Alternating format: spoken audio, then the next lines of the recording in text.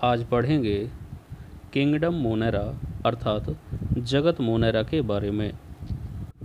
जगत मोनेरा की स्थापना 1894 में अर्नेस्ट हैकल के द्वारा की गई। इस जगत के अंतर्गत सभी एक कोशिकीय, केंद्रक विहीन तथा प्रोकैरियोटिक कोशिका से बने जीवों को रखा गया है। इस जगत में जीवाणु, साइनोबैक्टीरिया, आर्कीबैक्टीरिया तथा माइकोप्लाज्मा आदि को सम्मिलित किया गया है। अब पढ़ते हैं जगत मोनेरा के प्रमुख लक्षण। ये एक कोशिकीय तथा प्रोकैरियोटिक कोशिका से बने होते हैं। इनमें वास्तविक केंद्रक के स्थान पर आरंभी केंद्रक या केंद्र काभ पाया जाता है।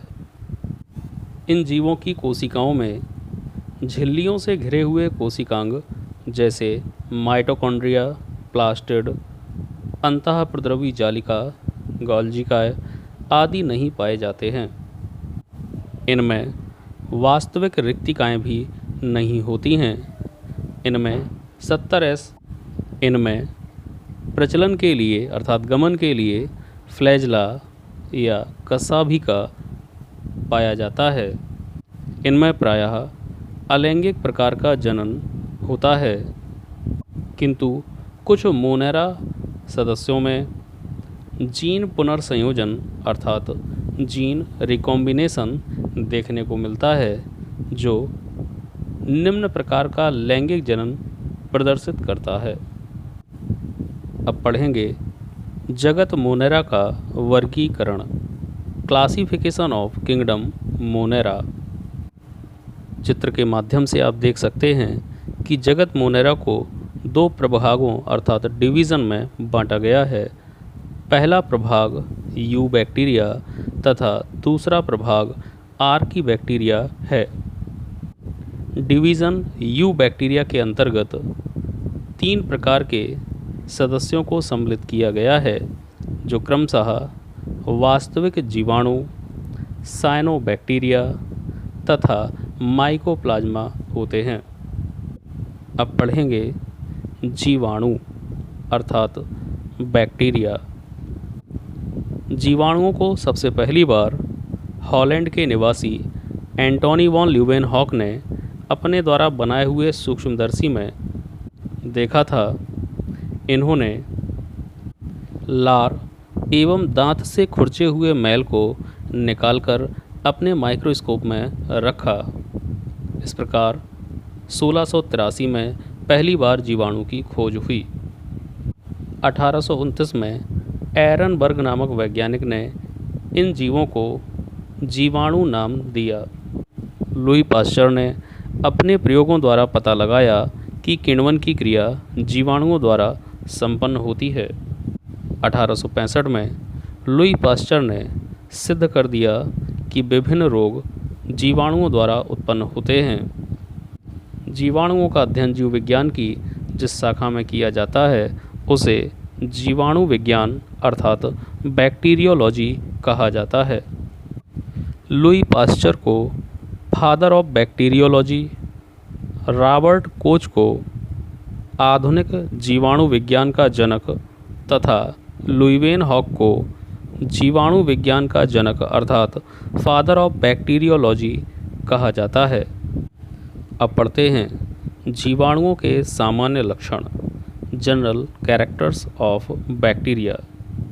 जीवाणु पृथ्वी पर पाए जाने वाले प्रिमिटिव यूनिसेलुलर अर्थात एक कोशिकीय तथा अति सूक्ष्म जीव हैं। ये सर्वव्यापी हैं। ये जल थल वायु किसी भी स्थान पर मिल सकते हैं। इनमें कोशिका भित्ति पाई जाती है। इनमें आरंभी केंद्रक होता है। केंद्रक के चारों ओर केंद्रक कला का अभाव होता है एवं केंद्रिका भी अनुपस्थित होती है।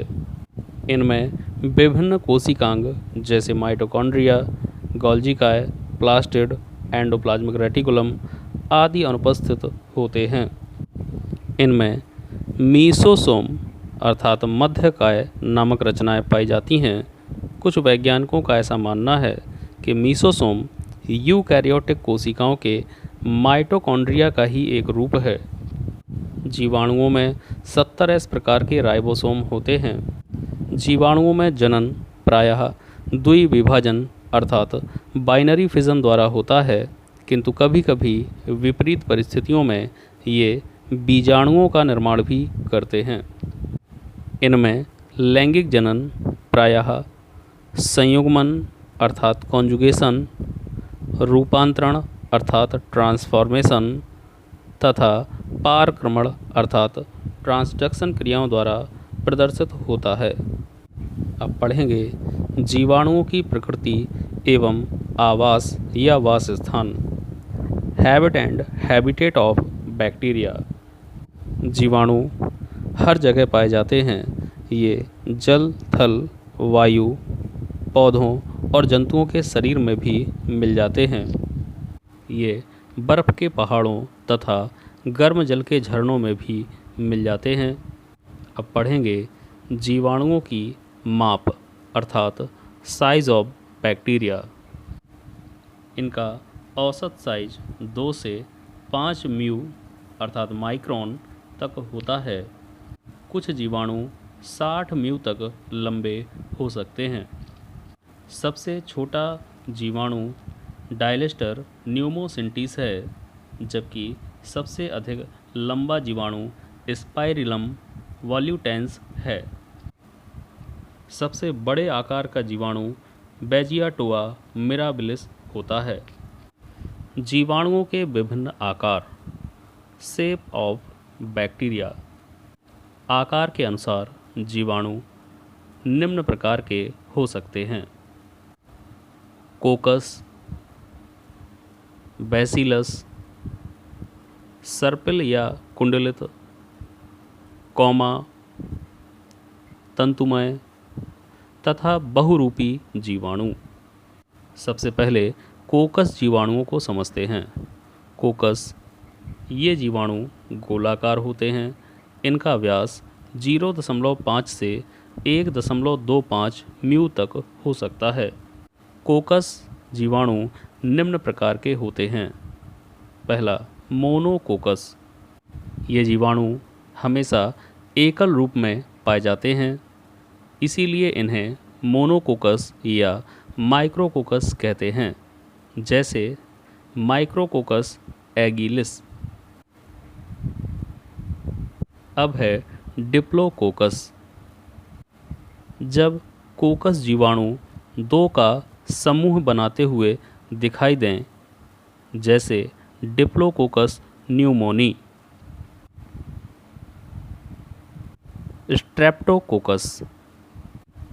जब कोकस जीवाणु एक के पीछे एक जुड़कर लंबी श्रृंखला बना लेते हैं, जैसे स्ट्रेप्टोकोकस लैक्टिस। टेट्रेड। टेट्रा का अर्थ 4 होता है, अर्थात ये जीवाणु 4 के समूह में मिलते हैं, जैसे नाइजेरिया। स्टेफाइलोकोकस। जब कोकस जीवाणु अनियमित समूह के रूप में प्रदर्शित हों, जिसमें कोकस जीवाणुओं की संख्या अनिश्चित होती है, जैसे स्टेफाइलोकोकस ऑरियस। सार्सिनी। ये 8 या अधिक कोशिकाओं से मिलकर एक घन जैसा रूप ले लेते हैं, अर्थात घनाभ क्यूबॉइडियल संरचना बनाते हैं। इसे सार्सिनी कहते हैं, जैसे सार्सिना ल्यूटिया। अब पढ़ेंगे बैसिलस जीवाणु। ये जीवाणु छड़नुमा या डंडेनुमा या कैप्सूल लाइक होते हैं। ये मोटाइल अर्थात चल अथवा नॉन मोटाइल अर्थात अचल हो सकते हैं। इन्हें निम्न 2 समूहों में बांटा गया है। जब ये अकेले पाए जाते हैं तब इन्हें मोनोबैसिलस कहा जाता है। इसका पहला रूप है डिप्लोबैसिलस। जब बैसिलस जीवाणु दो के समूह में मिलते हैं। स्ट्रेप्टोबैसिलस। जब बैसिलस जीवाणु अनेक संख्या में एक दूसरे के पीछे जुड़कर एक श्रृंखला बना लेते हैं, जैसे बैसिलस ट्यूबरकुलोसिस। अब पढ़ेंगे सर्पिल या कुंडलित जीवाणु अर्थात स्पाइरल और हेलिकल बैक्टीरिया।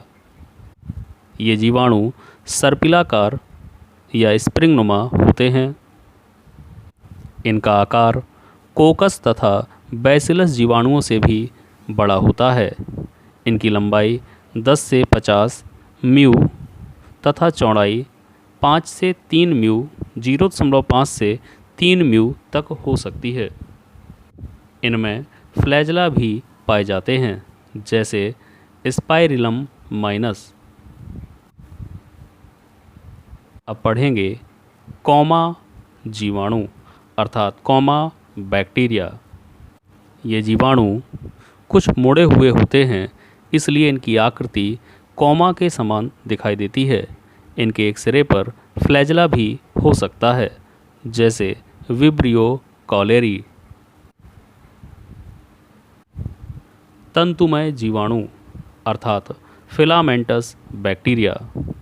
कुछ जीवाणु तंतु के समान लंबे होते हैं और परस्पर मिलकर एक जालनुमा रचना बना लेते हैं, जैसे बैजिया टोआ। बहुरूपी जीवाणु अर्थात प्लियोमॉर्फिक बैक्टीरिया। कुछ जीवाणु अपने आकार में वातावरण के अनुसार अस्थायी परिवर्तन करने की क्षमता रखते हैं और अपने रूप को बदल सकते हैं, जैसे एसिटोबैक्टर, स्ट्रेप्टोबैसिलस